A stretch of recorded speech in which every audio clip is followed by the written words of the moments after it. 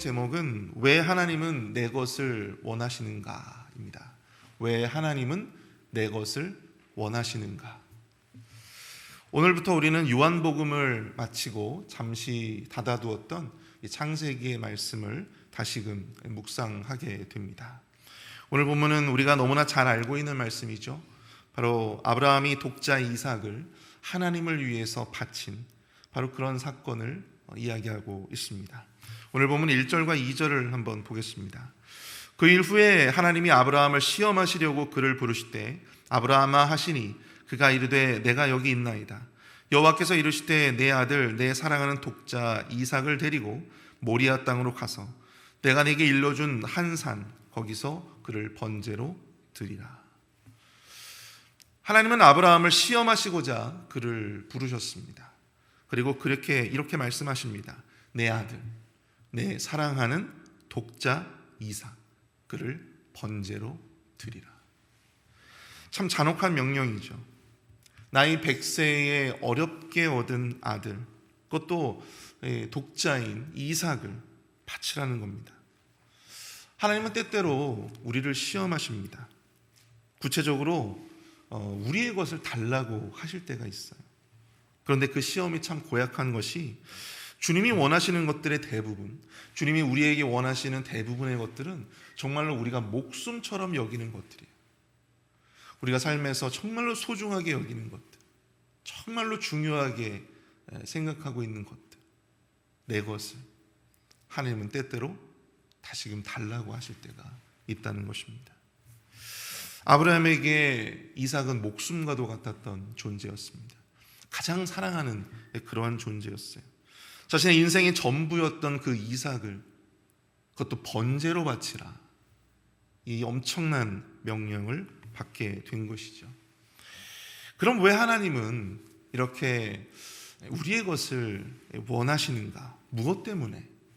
하나님이 뭐가 부족해서 우리의 것을 다시 달라고 하실까? 오늘 새벽에는 아브라함이 이삭을 바치는 모습을 통해서 하나님이 우리의 것을 원하실 때 우리가 가져야 할 생각이 과연 무엇인가? 우리가 깨달아야 할 것이 무엇인가? 우리가 그때가 되었을 때 은혜와 결단을 할 수 있는 그러한 귀한 시간이 되어질 수 있기를 바랍니다. 하나님이 우리의 것을 원하실 때 그 첫 번째 이유, 그것은 내가 가지고 있는 것이 내 것이 아님을 깨닫게 하시기 위해서이다 라고 하는 것입니다.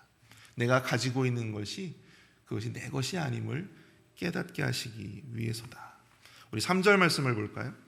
아브라함이 아침에 일찍 일어나 나귀의 안장을 지우고 두 종과 그의 아들 이삭을 데리고 번제에 쓸 나무를 쪼개어 가지고 떠나 하나님이 자기에게 일러주신 곳으로 가더니, 아들 이삭을 번제로 바치라는 이 엄청난 말씀에 아브라함은 고민도 하지 않아요. 이내 사라와 어떻게 이 문제를 해결해야 될지 그렇게 논의하지도 않습니다.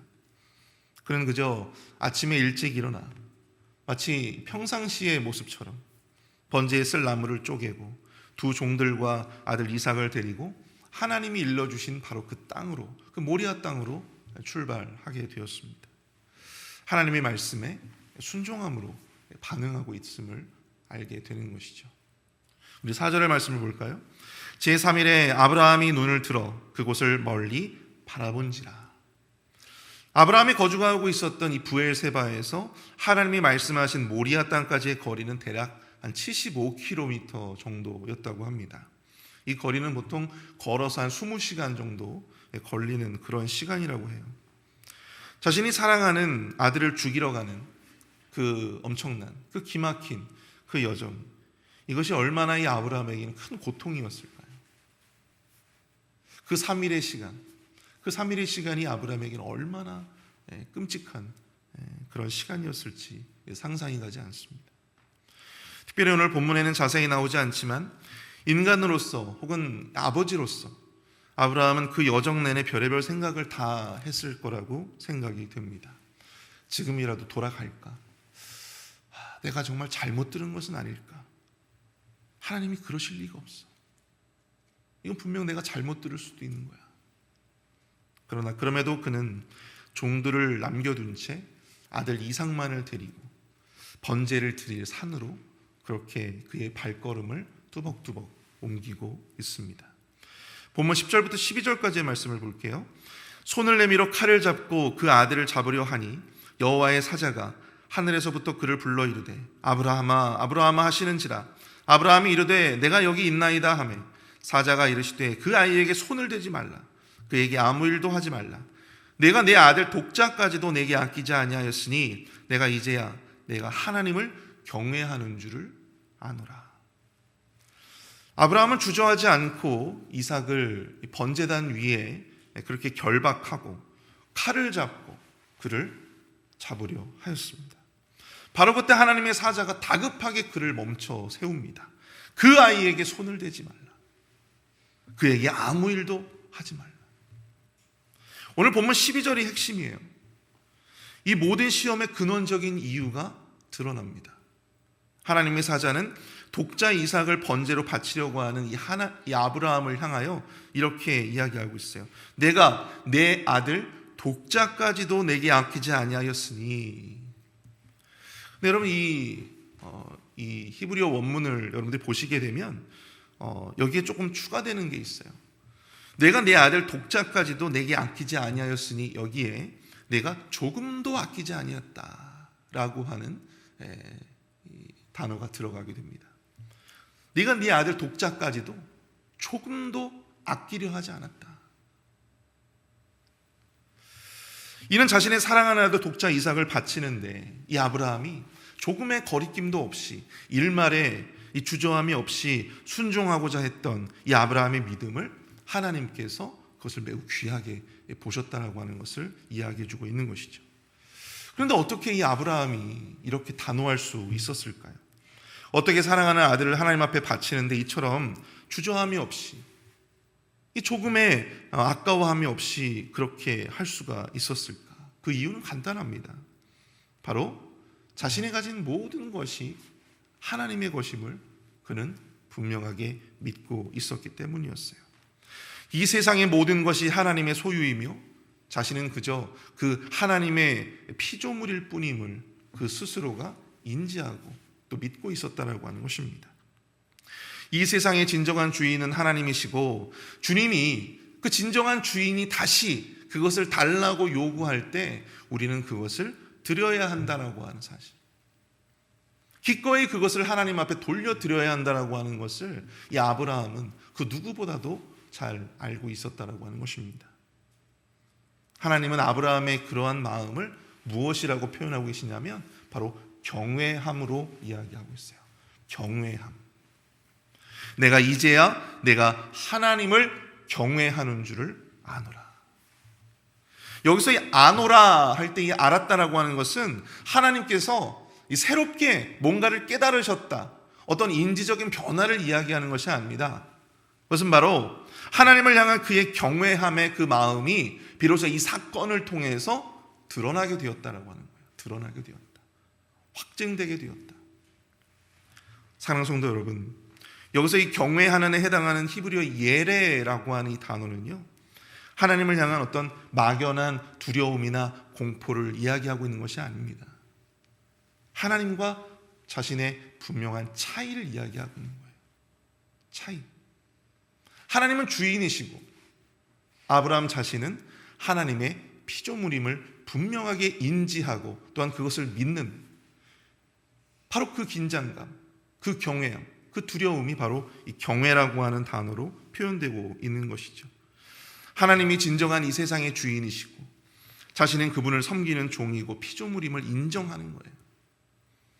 하나님이 때때로 우리의 것을 원하실 때 그러한 시험을 우리에게 허락하시는 이유는 간단합니다. 바로 하나님과 우리의 차이를 분명하게 깨닫게 하시기 위함이다라고 하는 것이죠.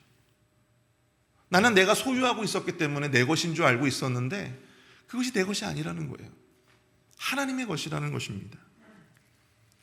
우리는 내가 소유하고 있는 것이 오롯이 내 것이라고 생각하면서 살아가지만 그것은 내 것이 아니라 하나님의 것이라는 거예요.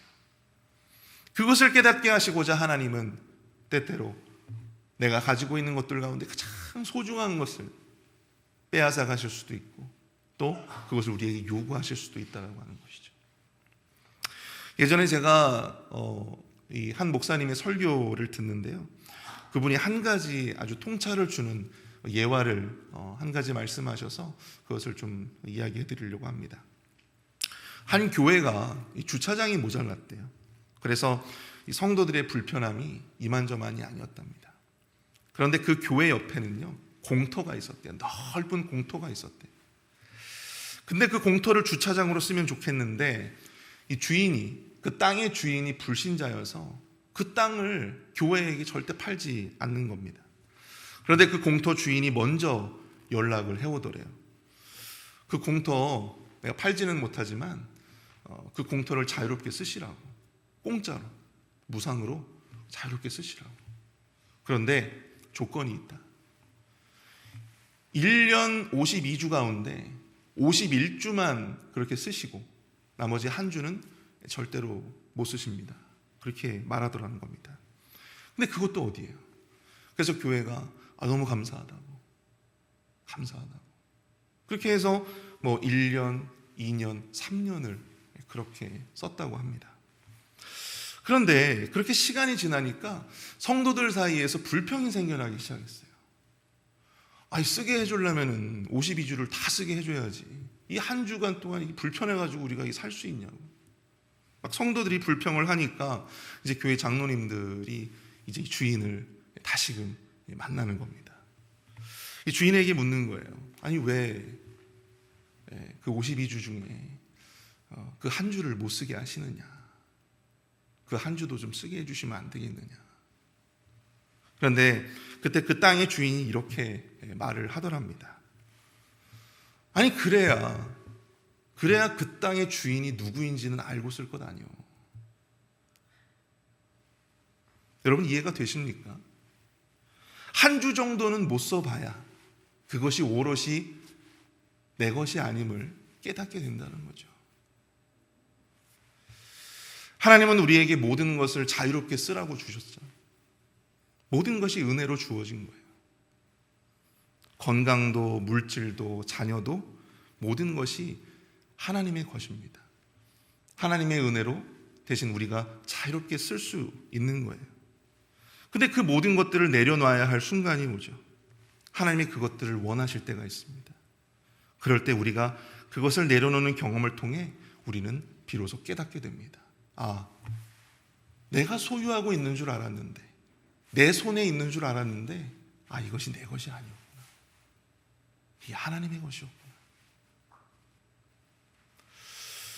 내가 자유롭게 쓰고 내가 내 마음대로 할 수 있을 것 같았는데 나는 진짜 주인이 아니었구나. 하나님이 진짜 주인이셨구나. 여러분, 경외함이 다른 것이 아닙니다. 하나님과 나 자신의 차이를 아는 거예요. 거기에서 느껴지는 두려움, 거기에서 느껴지는 그 마음이 바로 경외함이라고 하는 것이죠. 하나님은 아브라함의 그 마음의 경외함을 보셨다라고 하는 것이죠. 하나님은 우리에게 주를 경외함을 보시기 위해서, 또한 그것을 드러내시기 위해서 이렇게 우리를 시험하십니다. 우리의 것을 내려놓으라고 하십니다. 달라고 하세요. 우리를 망하게 하기 위해서도 아니고, 또 우리에게 고통을 주려고 하는 목적도 아니에요. 단지 그것입니다. 우리가 가진 그것을 내 것으로 여기는가, 우리가 가진 그것을 하나님의 것으로 여기고 이 하나님을 경외하는가. 사랑하는 성도 여러분, 하나님이 내 것을 원하신다면, 하나님이 내 것을 달라 하신다면 그것을 아낌없이 드리실 수 있는 용기를 가지시기를 축복합니다. 그것이 여러분들, 우리가 그것을 잃는 것이 아니에요. 내 것을 잃는 것이 아니에요. 하나님이 그것을 보호해 주시고 책임져 주시는 것입니다.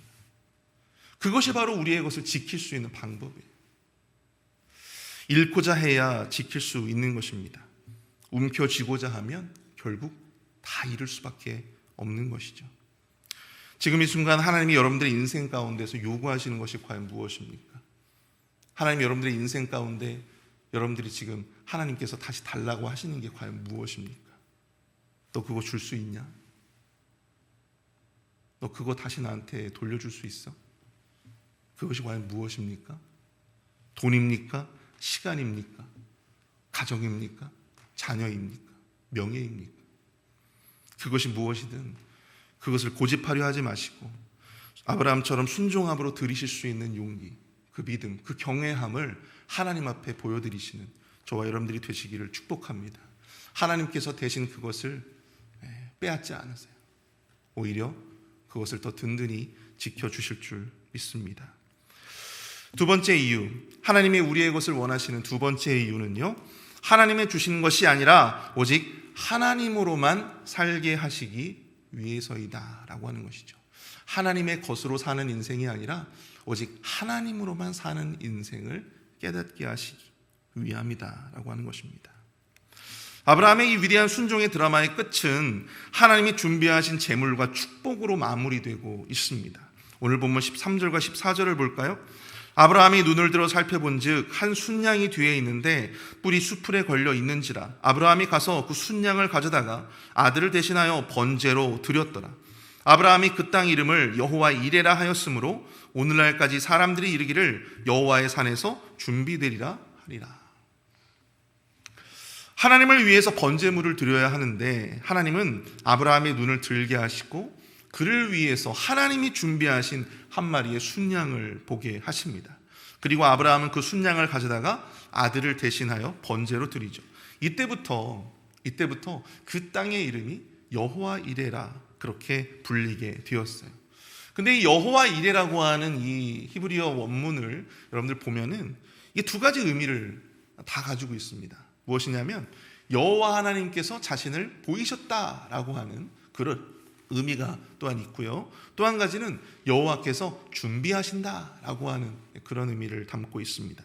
이 두 표현 모두가 사실 이 아브라함의 상황과 너무나도 잘 어울리는 그러한 표현이라고 할 수 있어요. 하나님은 당신의 아들 아브라함을 위해서 친히 재물을 준비하시는 이 준비하시는 하나님의 모습을 아브라함에게 보여주셨다라고 하는 사실이에요. 보여주셨다. 여호와 이레의 깨달음을 아브라함에게 허락해 주신 데 보여주신 데에는 분명한 목적이 있었다고 하는 것입니다. 그것은 이제 더 이상 아브라함이 하나님이 베풀어 주신 무언가로 사는 인생이 아니라 이 아브라함이 오롯이 하나님만을 바라보며 하나님이 준비해 주시는 것으로 사는 그런 인생을 살기를 원하셨다고 하는 것이죠. 우리가 자식을 키우는데 평상시에는 자기 부모가 어떤 사람인지 또 이 부모가 무엇을 하는지 어떠한 마음인지 알아보려도 하지 않는데 돈이 필요하거나 어떤 위로나 이 보호가 필요할 때만 부모를 찾는 그런 무정한 자녀들이 있잖아요. 부모라는 관계의 가치보다 이 부모가 주는 어떤 혜택 그것을 더 우선할 때 부모는 자녀의 교육을 위해서 때때로 일방적인 그런 혜택에 그런 베품에 브레이크를 거실 때가 있다는 것이죠. 부모가 주는 무언가보다 그 자녀들이 부모를 먼저 보고 그 부모를 먼저 바라보기를 원하는 것입니다. 그것을 가르쳐주기 위해서 부모가 그렇게 하는 거잖아요. 하나님이 주시는 시험의 목적도 바로 이것입니다. 하나님이 나에게 주시는 것만을 의지하고 그것을 우선하며 사느냐 아니면 오직 하나님만을 바라며 하나님만을 따르며 그렇게 우선하며 살아갈 수 있느냐. 하나님이 아브라함에게 물으시는 것도 같습니다. 너는 너의 아들을 의지하면서 살 것이냐 아니면 나를 의지하면서 살 것이냐. 여러분들 욥기에 나와 있는 욥의 인생을 한번 보십시오. 욥도 이 동방의 의인으로서 명예도 있었고요, 또 자녀들도 많았고요, 또 부도 있었습니다. 그런데 그의 인생에 시험이 찾아오게 돼요. 그 모든 것을 내려놓아야 했습니다. 많은 재산, 자녀, 건강까지 모든 것을 다 잃어버리게 되었습니다. 그러나 그는 이 욥기 1장 21절에서 이렇게 고백을 하고 있어요. 이르시되 내가 모태에서 알몸으로 나와 싸운즉 또한 알몸이 그리로 돌아가는지라. 주신 이도 여호와시요 거두신 이도 여호와시니 여호와의 이름이 찬송을 받으실지니라 하고. 결국 욥은 사탄의 시험을 이겨내고 하나님으로부터 모든 것을 다시 돌려받게 되었습니다. 욥은 이 사건을 통해서 내가 모든 것을 잃었어도 내가 하나님을 붙들면 내가 끝까지 하나님을 믿고 의지하면 그 모든 것을 하나님이 다시 채워주심을 경험하였다라고 하는 것이죠. 오히려 그 모든 것을 잃었던 그 고난의 경험이, 그 시험이 욥에게는 또 다른 복의 기회가 되었음을 깨닫게 되었던 것입니다. 그리고 그것을 통해서 그가 말로만 들었던 여호와 하나님을 비로소 바라보게 되어지는, 더 선명하게 그 하나님을 보게 되어지는 그런 경험이 되었다라고 하는 사실이죠.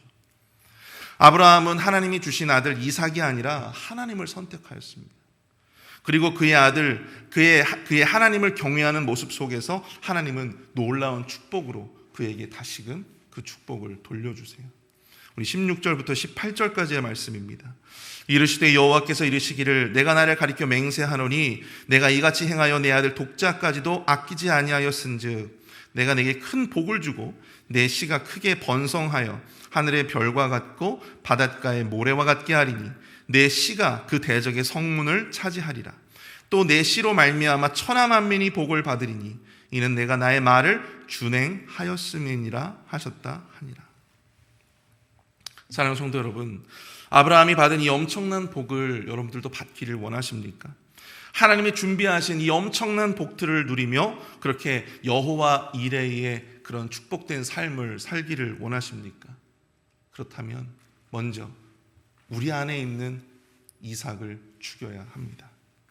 내 안에 이삭을 바치고자 하는 그 용기와 결단이 우리에게 필요하다고 하는 것이죠. 내 안에 이삭을 향해서 우리가 칼을 들 수 있어야 합니다. 우리가 가진 이삭은 무엇입니까? 그것을 포기하면서까지도 우리가 과연 하나님을 선택할 수 있는가? 바로 이 결단이 우리에게 필요하다고 하는 것이죠. 우리의 인생길에서 경험할 수 있는 이 수많은 시험의 목적은 똑같습니다. 우리가 하나님이 주신 것들로 사는 인생이 아니라, 하나님으로부터 받은 것들로 사는 인생이 아니라 오롯이 우리가 하나님을 바라보고 하나님만으로 살 수 있는 그러한 인생으로 그렇게 살기를 원하신다라고 하는 것이죠. 여러분, 하나님이 주신 것들, 오직 하나님만으로 살아갈 수 있는지를 보시려고 하는 그 시험 앞에서 우리가 온전히 하나님만을 붙들면 하나님이 그 주신 것들도 지킬 수 있고 더 많은 축복과 은혜들도 누릴 수 있겠지만, 우리가 하나님의 주신 것들을 붙들고 그것을 고집하며 살아간다면 여러분, 우리는 모든 것을 잃을 수밖에 없습니다. 내가 하나님을 잃으면 모든 것을 잃는 거예요. 하나님을 잃으면 모든 것을 잃는 거예요. 오직 하나님만을 바라보며 하나님만으로 살아가시는 저와 여러분들이 되시기를 축복합니다. 오늘 말씀을 생각하면서 우리가 좀 함께 이 시간 기도하기를 원하는데요. 갑자기 내 것을 내려놓아야 한 순간이 올 때, 하나님이 내 것을 원하실 때 아브라함처럼 기꺼이 주를 위해서 내려놓을 수 있는 용기를 달라고 기도하실 수 있기를 바랍니다. 내가 가지고 있었어도 그것이 오롯이 내 것이 아님을, 하나님이 주신 것들이 아니라 오직 하나님만으로 살아가는 인생이 되게 해달라고 이 시간 함께 합심하여 기도하도록 하겠습니다.